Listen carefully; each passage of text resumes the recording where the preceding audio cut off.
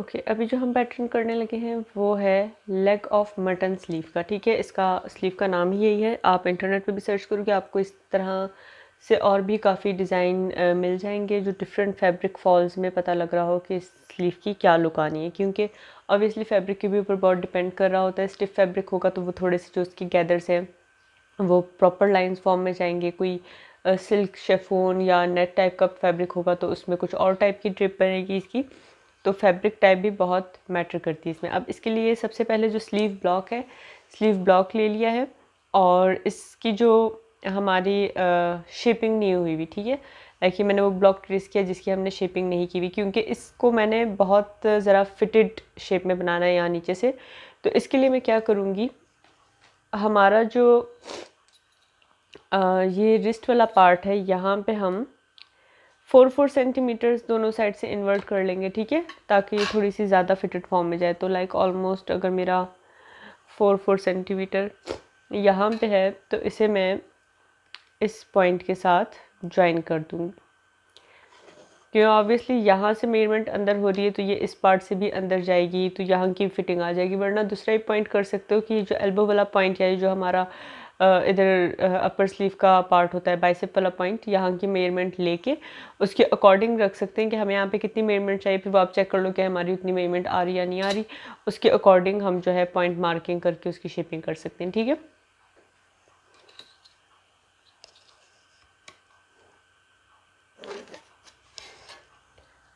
अब जो ये इसके एक्स्ट्रा आउटर लाइंस हैं वो बेशक कट करने हैं तो कट कर सकते हैं हम, क्योंकि हमें रिक्वायर्ड नहीं है। और ये भी अगेन स्लीव ब्लॉक की जो भी वेरिएशन किसी भी ब्लॉक की करनी हो उसे एक दफ़ा ट्रेस करके फिर उसके ऊपर वेरिएशन करते हैं ताकि हमारा जो ओरिजिनल ब्लॉक है वो ख़राब ना हो।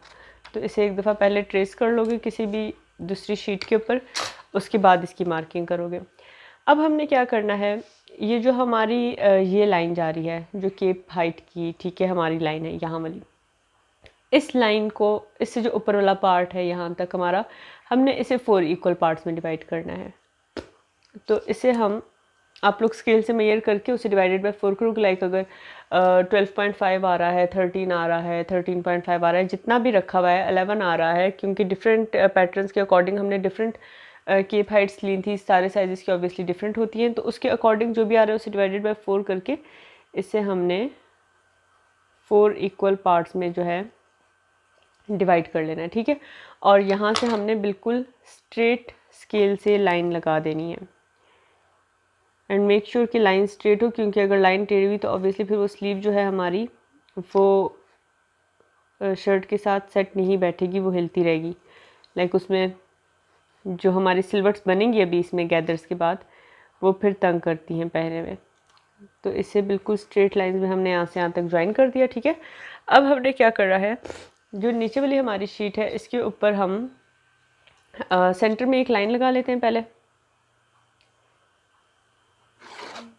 ठीक है। एक सेंटर में लाइन लगा ली, एक यहाँ नीचे बॉटम में लाइन लगा लेंगे लाइक दिस। अगर मेरा स्केल आ रहा है नज़र वीडियो में, ठीक है, यहाँ पे एक हमने स्ट्रेट लाइन लगा लेनी है ताकि हमारे पास स्पेस हो। अब इसमें जो है हमें इसे ऊपर की तरफ मूव करना है, तो मेक श्योर कि ऊपर जो शीट का एरिया है वो ज़्यादा छोटा हुआ हो।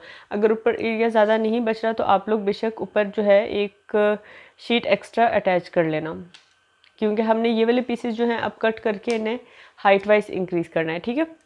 अब मैं इसे क्या करूँगी, ये तो मैंने यहाँ पे प्लेसमेंट इसकी कर देनी है। इनको हम बैक बी ऊपर लिख रही हूँ और यहाँ पे फ्रंट लिख रही हूँ, ठीक है। जिसकी अगर फ्रंट इस साइड पे आ रही, वैसे तो इस तरफ होती नहीं, लेकिन अगर ट्रेसिंग में रखते हुए प्लेसमेंट करते हुए देख लेना फ्लिप ना हो गई हो तो बैक फ्रंट पहले ही पैटर्न पे लिख लिया करो। वरना ये तरीका होता है देखने का कि आप यहाँ से इसकी मार्किंग करके देख लो कि आपकी केप हाइट जो ये वाला पार्ट जो हमारा कर्व होता है ये फ्रंट का ज़्यादा होता है, बैक का हमारा कम होता है, ठीक है। तो उसकी भी हिसाब से पता लग जाएगा कि कौन सा फ्रंट है और कौन सा बैक है हमारा। अब इन लाइंस को यहाँ से हम कट कर लेंगे,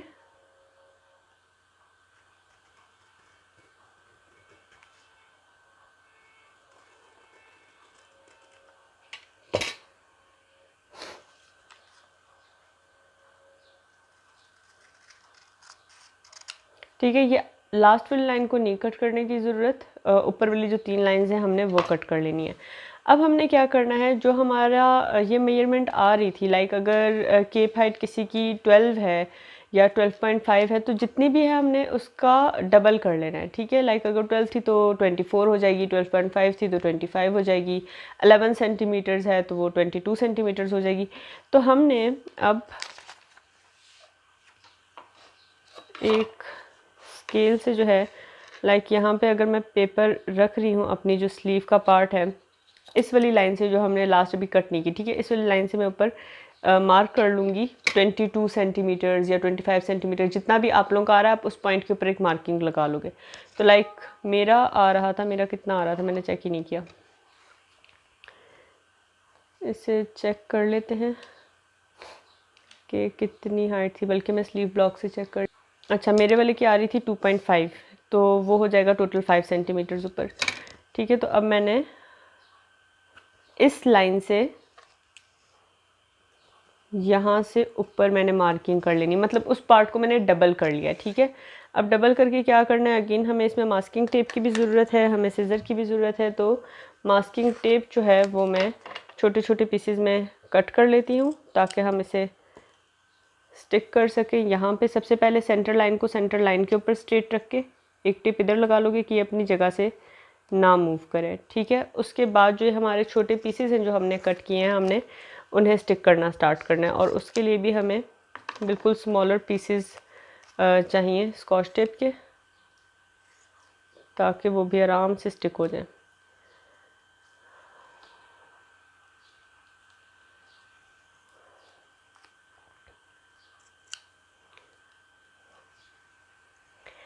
अब सबसे पहले जो हमारी ये छोटा सबसे ऊपर वाला पार्ट है ये प्लेस कर लेते हैं, और उसके बाद बेशक जो मार्किंग्स हैं वो करते जाना कि इनके सेंटर में जितना ये एक एक पार्ट आया था डिवाइड होके, लाइक जो हमने 4 से डिवाइड किया था, तो ये जितने सेंटीमीटर्स आ रहा था उतना ही गैप हमने बीच में छोड़ना होगा। लाइक मेरा तो 0.5 सेंटीमीटर बन रहा है, नहीं बल्कि उसे डबल किया तो उससे डबल गैप छोड़ना होगा, 1 सेंटीमीटर आ जाएगा।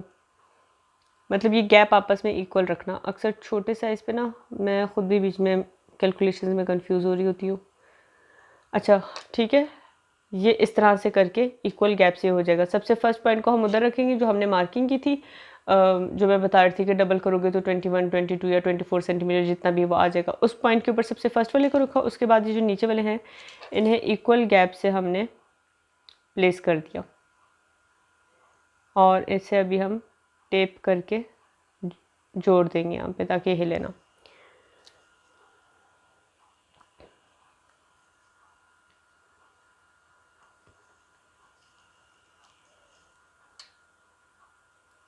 और लाइन को लाइन के ऊपर स्ट्रेट रखना है, ठीक है। इन चीज़ों का बहुत ख्याल रखना होता है कि ये टेढ़ी ना हो। बल्कि इसे भी मैं इस तरफ लगा लेती हूँ, सेंटर में लगा लेती हूँ, क्योंकि यहाँ से तो हमने शेप ट्रेस जो करनी है, ड्रॉ करनी है, तो इस वजह से ये जो टेप्स हैं ये बेहतर है कि हम सेंटर में लगा लें, हमें फिर शेप जो है वो रीड्रॉ करने में आसानी हो जाएगी, ठीक है। इसे भी यहाँ पे स्टिक करी हूँ। अब ये जो हमारी एक न्यू शेप बनी है, हमने इसे इसी डायरेक्शन में यहाँ से जो है ट्रेस कर लेना है।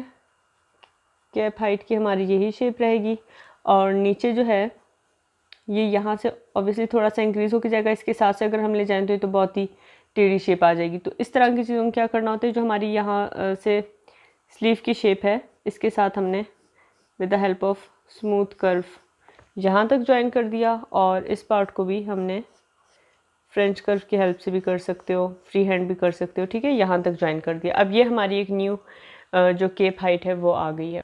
बल्कि इसको थोड़ा सा रीशेप करती हूँ, यहाँ से बहुत स्ट्रेट जा रहा है, इससे हम इस कर्व के अकॉर्डिंग रीशेप कर लेते हैं। लाइक ये जो एंड वाला कर्व था इसके ये एक्स्ट्रा कॉर्नर्स निकाल देते हैं, ठीक है, क्योंकि वो शेप फिर गैदर्स में बहुत ज़्यादा लूज़ रह जाएगी और हमें फिटेड में चाहिए, तो इसलिए हम थोड़ा सा इसे फिटिंग वाली शेप में कर लेते हैं ड्रॉ।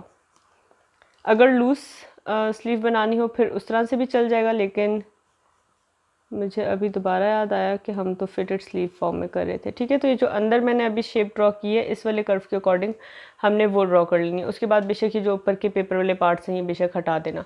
और इस स्लीव का नाम है leg of mutton sleeve. Video title में भी लिखा हुआ है, वहाँ से भी चेक कर सकते हो। और अब इसके बाद हमने इसके जो है सीम अलाउंसेस देने हैं। ये एक्स्ट्रा जो गलत लाइन लगी थी मुझसे ये इरेज कर लेते हैं ताकि कन्फ्यूजन ना हो। ठीक है, और यहाँ पे 1 सेंटीमीटर की सीम। और ये वाली स्टिच करना वैसे इजी है, ये आप लोग खुद भी स्टिच कर सकते हो। इसमें उस तरह का प्रॉब्लम नहीं है। काउल स्लीव जो है उसमें स्टिच करने में थोड़ा सा डिफ़िकल्ट होता है, वो मैं चाहूँगी कि मैं ख़ुद क्लास में करूँ। ये वाला अगर कोई स्टूडेंट स्टिच करना चाह रहा है ये स्लीव का पैटर्न तो ये कर सकती हूँ। इसमें मैं आपको अभी ऑरली ब्रीफ कर देती हूँ कि इसमें क्या करना है। लाइक हमने ये पार्ट इंक्रीज़ किया, ठीक है। जिन स्टूडेंट्स ने गैदर्स इस तरह से सेगमेंट वाइज कट करके दी हुई है उन्हें तो पता होगा कि हमने गैदर्स किस तरह से देनी है। अब आप लोगों ने यहाँ पे पहले एक लूज़ स्टिच लाइन लगा लेनी है फैब्रिक के ऊपर जब कट करेंगे, ठीक है। यहाँ पे एक बिल्कुल लूज़ स्टिच लाइन लगा लेनी है। उसके बाद हमने उसके गैदर्स खींचना शुरू करने हैं। और गैदर्स जब खींच लोगे उसकी हाइट का ख्याल रखना है। एक दफ़ा बिल्कुल स्लाइड खींच के फैब्रिक के ऊपर यहाँ चौक से ना एक मार्किंग कर लेना, ठीक है। तो देख लेना कि गैदर्स सारे खींचने के बाद ओरिजिनल हाइट उतनी आनी चाहिए जो हमारे ओरिजिनल पैटर्न की थी। लाइक अगर किसी 11 थी तो 11 बचनी चाहिए, 12 थी तो 12 बचनी चाहिए, 12.5 थी तो 12.5 बचनी चाहिए। तभी वो हमारे जो स्लीव के साथ है, सॉरी जो आर्म होल के साथ है उसके साथ इक्वली स्टिच होगा, वरना उसमें गैप रह जाएगा, बड़ा छोटा हो जाएगा, ठीक है। तो इसलिए गैदर्स पहले हम देते हुए इस मेन पार्ट से और सीम अलाउंस के साथ से ना मार्क करने लग जाना। सीम अलाउंस का 1 सेंटीमीटर एक्स्ट्रा है। अगर 12 है तो समझो 13 से ऊपर से फैब्रिक के एज से मार्क करोगे, वरना 1 सेंटीमीटर छोड़ के नीचे मार्क करना, ठीक है। गैदर्स देखिए ये इजीली स्टिच हो सकता है। पहले गैदर्स दोगे, उससे इक्वल करोगे कि हमारे ओरिजिनल पैटर्न की इक्वल आ जाए, और उसके बाद जो है उसके ऊपर एक फाइनल टाइट स्टिच लगा दोगे ताकि गैदर्स जगह से हिले ना। और ये वाली साइड स्टिच करनी है, पहले तो ये स्टिच कर लो, वरना पहले इसे स्लीव के शर्ट के आर्म होल के साथ लगा के उसके बाद जो हमारी साइड्स हैं वो स्टिच कर लो। और ये नीचे से हम हेमिंग का छोड़ रहे हैं 4 सेंटीमीटर, ठीक है। बाकी सारे सीम अलाउंसेस वही हैं, साइड पे 2 सेंटीमीटर और इधर 1 सेंटीमीटर और नीचे 4 सेंटीमीटर। तो आई थिंक ये पैटर्न तो तुम लोग खुद से स्टिच भी कर सकते हो। अगर ट्राई करना हुआ कर लेना, किसी रफ फैब्रिक पे नहीं समझ आया तो फिर मेरे से उसी टाइम पे पूछ लेना वीडियो शेयर करके कि कहाँ पे कन्फ्यूजन हो रही है। ओके, अल्लाह हाफिज़।